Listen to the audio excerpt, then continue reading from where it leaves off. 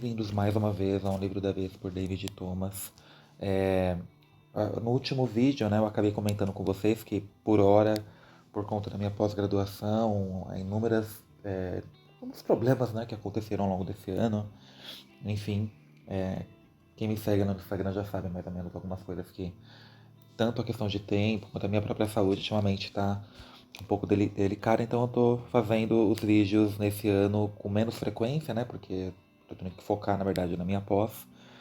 E também não tô tendo tempo de editar. Então eu tô preferindo fazer em forma de podcast, né? Não muda muito, a única diferença é que eu não vou aparecer em vídeo. Então eu peço um pouquinho de compreensão de vocês, tá? Bem, o livro da vez, ele vai ser o História da África, né? Do professor José Rivaer Macedo, né? Ele é professor lá da UFRGS. Ah, esse livro ele foi publicado aqui no Brasil no ano passado, foi a primeira edição, na verdade essa é a segunda edição, né? A primeira edição foi em 2013 e essa segunda edição que eu tenho em mãos foi publicada em 2021 pela editora Contexto. Faz um excelente trabalho, inclusive eu conheci eles lá na última Bienal aqui em São Paulo. Enfim, hoje a gente vai conversar um pouquinho sobre ele, né?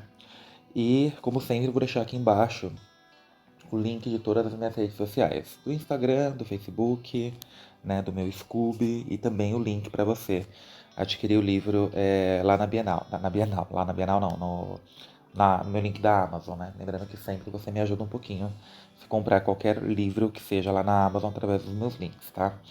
Então, antes de começar a resenha também, como eu sempre tenho que deixar claro, né? Eu não tenho a razão sobre tudo e também você não é obrigado a concordar 100% com livro ou pessoa nenhuma, tá? O importante na questão literária é sempre você tirar o que vale a pena para si, né? Embora eu seja formado em História e Letras, eu não me considero uma pessoa. Eu sou um especialista nas áreas, claro, mas eu posso errar também, né? Afinal de contas, nós somos seres humanos, então, né? Enfim. Portanto, eu posso me equivocar. É isso que eu quero passar para vocês. Sou uma pessoa como qualquer outra, né? Então, assim, o meu objetivo é só compartilhar com vocês as minhas leituras, né? E eu falo que eu posso me equivocar também, porque trata-se de um tema, né? De um povo, na verdade, que o ensino sobre a cultura desse povo sempre, embora tenha uma lei específica, né, que obriga o ensino dele, que é a Lei 10.639, que é obrigatório o ensino da cultura africana aqui no Brasil, ainda, né, é um ensino muito negligenciado. Tanto nas universidades, de uma certa forma, na faculdade de História eu estudei um pouco, mas não com tanta intensidade como eu estudei outros povos que não tiveram, inclusive, tanta interferência assim na nossa cultura brasileira, né? E, enfim, só para deixar claro essa questão. Quando a gente vai estudar sobre a África, né, a gente, assim, sempre vale lembrar que a África é um continente com uma complexidade e diversidade de povos e culturas, e que quando pensamos nela, mesmo com toda essa complexidade, diversidade, etc., com a nossa limitada compreensão, né, sobre o tema, geralmente as primeiras imagens que vêm à mente são aquelas imagens extremamente estereotipadas de negros passando fome, convivendo com a AIDS e praticando magia negra, né? O historiador aqui ele vai transitar entre esses diversos povos e culturas, né, e mostrando a contribuição de cada um deles para o mundo, né, de forma bem resumida, mas com uma riqueza, né, de detalhe nas informações. Isso a gente não pode deixar passar. O livro ele não é um livro grande, né, tá bem longe de ser um calhamaço, mas ao mesmo tempo ele conseguiu trazer bastante dessas culturas e diversos povos que habitaram, né, a África pré-histórica. Inclusive o livro já começa já nessa África pré-histórica, então na verdade é um caminho no tempo, né? Desde a África pré-histórica, começando ali com a África subsaariana, até chegar à África, até a questão do tráfico negreiro, né? Pelos europeus, a presença dos europeus dentro do continente africano, o processo de escravidão, e enfim, até chegando à África moderna, né?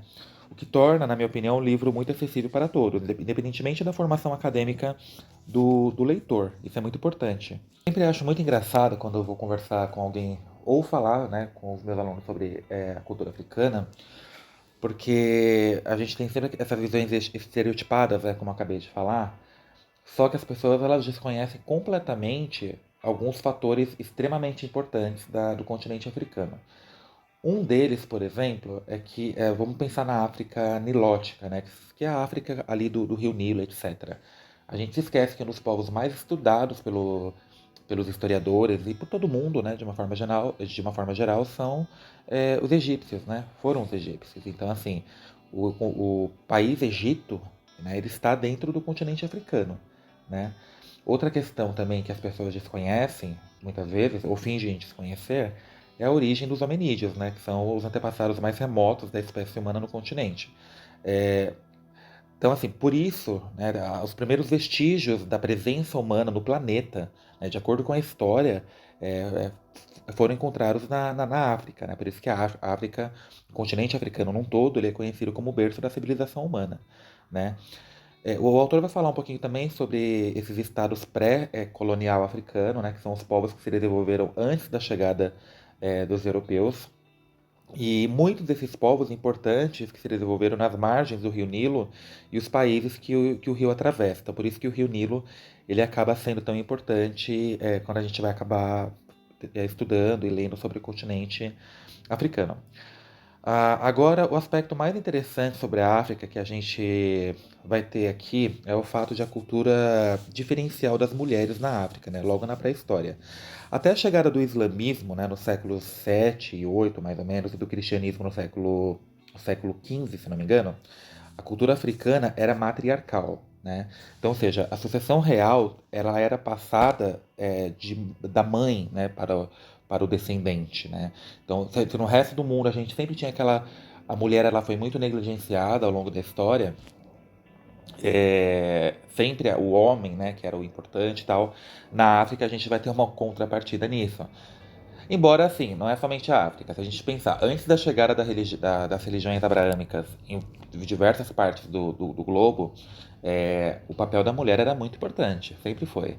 Né? Essa mudança a importância feminina para a importância masculina nasce com as religiões abraâmicas, né? O judaísmo, o islamismo e o cristianismo. Foram essas religiões que mudaram a vez, né, da cultura desses povos. Então, a influência, né, do cristianismo e do islamismo estão bem nas origens, né, da fundação das sociedades africanas, né. Algo que ele vai abordar bastante também são as rotas, né, transsaarianas, na verdade, que serviam para as conquistas muçulmanas e a difusão do cristianismo, né. Ah, qual que é essa questão das rotas? Vamos pensar assim, como que o cristianismo e o islamismo, né, se não me engano, o islamismo chegou primeiro, chegaram, assim, essas religiões chegaram no continente africano, né? Então, na verdade, as religiões elas vão chegar junto com essas rotas, né, de comércio e tudo mais. Então, foi uma coisa meio sutil, foi acontecendo aos poucos, ao longo da história, até que essas religiões especialmente o Islã, toma uma dimensão gigantesca dentro do continente e os africanos têm a sua cultura, especialmente a sua forma de fé, né? Essas diversas formas de fé, eu vou falar no plural, completamente negadas e até mesmo proibidas. Então, no início da história, a gente tem um Islã e um cristianismo dialogando com essas diversas religiões e povos da época, até que a coisa chegou numa dominação de proibição mesmo, assim, né? É como se eu chegasse na casa de alguém com uma baita de uma educação e aos pouquinhos eu começasse a querer dominar a casa dela. Foi basicamente por aí que seguiu a história, né? Alguns desses impérios africanos, né, eles declinaram exatamente por conta da difusão do islamismo, né? O objetivo do Islã era, e ainda é, né, destruir, mas na época, vamos falar da África aqui, não vou nem trazer para a atualidade. O objetivo do Islã era destruir esses negros que eles consideravam, que eram, na verdade, de fato, pagãos, idólatras, né? Então, assim, tanto que todos os lugares que geralmente o Islã chegou se tornaram estados totalmente teocráticos. São poucos os lugares do mundo, eu não posso nem citar algum como exemplo, em que o Islã é a religião dominante e o Estado não seja teocrático. O que é um Estado teocrático? Um Estado teocrático é um Estado em que não há uma Constituição. A Constituição é a religião, é o livro sagrado daquela religião. Então infelizmente isso aconteceu com os africanos também, mas assim, não foi só isso, foram diversos outros abusos que ocorreram ao longo da história, né? O islamismo ele conviveu por muitos anos lado a lado com as religiões politeístas africanas até se tornar a religião dominante. Isso é como eu acabei de falar. Ele se torna dominante de fato, né, no século XVIII. Eu estou falando muito do Islã, gente, porque falar da cultura africana é impossível não falar da presença do islamismo dentro do continente africano. Então são duas culturas, enfim, que acabaram se envolvendo, se misturando ao longo da história de uma maneira que é impossível você falar de uma sem falar da outra. Além dessa difusão do islamismo na África, né, pelos mercadores, outra consequência desses contatos comerciais será a futura dominação europeia no continente africano logo no século XV. Tá? É sabido, né, pelo menos isso a gente consegue estudar na escola um pouco, que a África, o continente africano foi o continente que mais sofreu com abusos de imperadores, de exploração, e inclusive a imigração maior que houve até hoje, né, a diáspora, na verdade, né, que é quando um povo acaba sendo separado do seu próprio povo por guerras, enfim, por N motivos. No caso da África foi por conta da escravidão, né, do tráfico negreiro.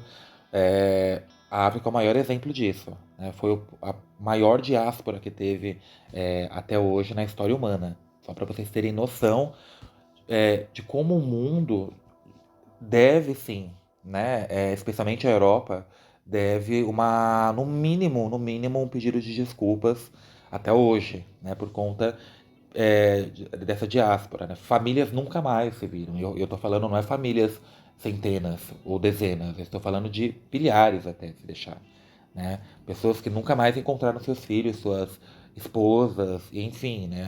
Os europeus eles desconsideraram totalmente, até mesmo porque os europeus eles tinham aquela compreensão na época de que eles, por conta da sua tecnologia, por conta da sua religião, né? Eles acreditavam que a sua religião era uma religião civilizada. As demais eram religiões primitivas. Então eles viam de uma certa forma o negro como um animal, né? Como acho que até pior do que um animal. Então a Europa ela teve muita contribuição, sim. É curioso também porque a cultura matrilinear, né? Que é essa cultura a importância da mulher, né, nessa linhagem, é, ela foi destruída e as religiões locais também africanas elas foram destruídas n- não exatamente pelos europeus, né, ou pelos islâmicos, mas sim por um próprio africano convertido ao cristianismo, né, que foi o Dom Afonso I, lá no século XVI. Então, assim, com esse africano convertido, né, estabeleceu ali revoluções culturais, políticas e religiosas até realmente mudar totalmente a cultura a dos povos africanos, assim, né? Então, a escravidão negra, a escravidão negra, a gente tem que pensar que ela foi iniciada pelos portugueses no século XV, permanecendo até meados do século XX. Porém, já havia processos de escravidão ocorrendo dentro da África pelos próprios africanos, ou seja, negros escravizando negros, tá? E quando eu falo sobre isso com as pessoas, especialmente quando eu falo com negros sobre isso, é algo curioso, assim, porque geralmente eles falam, o argumento que eles usam é o seguinte, mas na época tal, ah, é, não havia um sentimento nacional, né? Nacional não, porque era o continente, né? Mas assim, os negros não se viam com essa, digamos, visão, eles não tinham essa visão única de si mesmo, né? De um povo, enfim, né?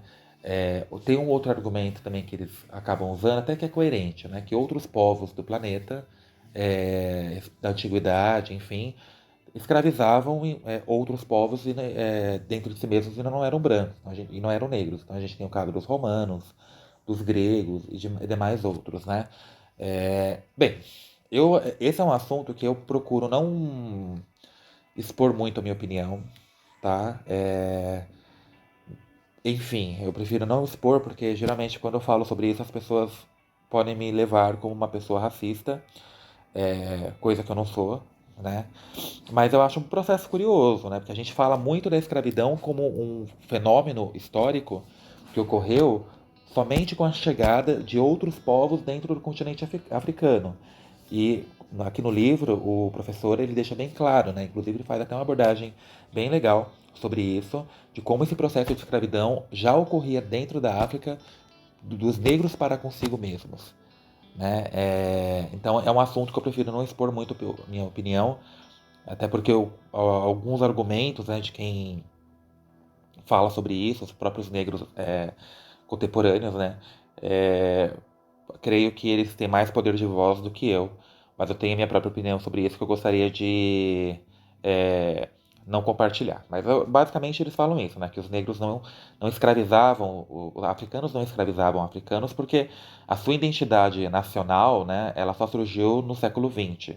Então, somente no século XX o africano olhou para si mesmo e falou: não, eu faço parte de um povo, eu estou dentro de um continente e etc, etc, etc, né?